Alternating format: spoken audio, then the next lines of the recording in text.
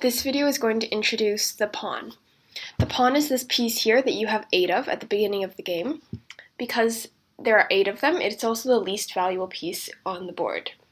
The pawn moves in a very specific way and captures in a very specific way as well, so I'll show you a bunch of examples to illustrate these points. The basics of the pawn move, though, is that it only moves forwards, and there's no exceptions to that rule. Never will you see a pawn going sideways or backwards. It will always be going forward in some capacity. On the first move, the pawn is allowed to move either 1 or 2 squares forward. However, once it has made its first move, on the next move, it may only move 1 square. If the pawn only goes 1 square on the first move, that does not mean it's allowed to move 2 squares now. Once the pawn is moved off this second rank here, it may only move 1 square at a time in the forward direction. The special thing about pawns that differentiates it from all the other pieces is it captures or it takes pieces differently from how it moves. So this pawn here, it hasn't moved yet because it's still on the second rank, so it can move either 1 square forward, 2 squares forward, or it can take a piece. So to take a piece, a pawn moves diagonally.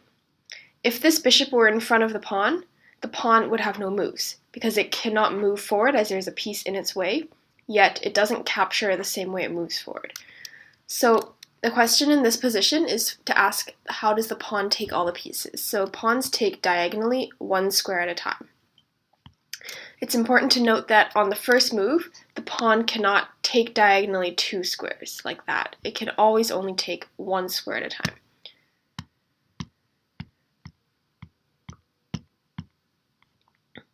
The question here is asking you with the white pawn to attack the black rook. So attack does not mean take. Attack means on the next move you could take the rook if black does not move it away.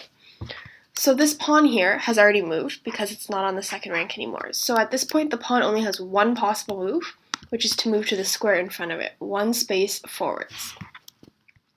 By moving the pawn forwards, let's suppose black makes a king move.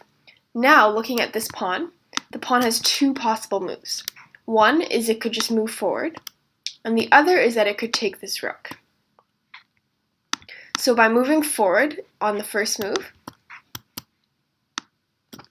this is an attack on the rook because on the next move, white could take the rook if black does not move it.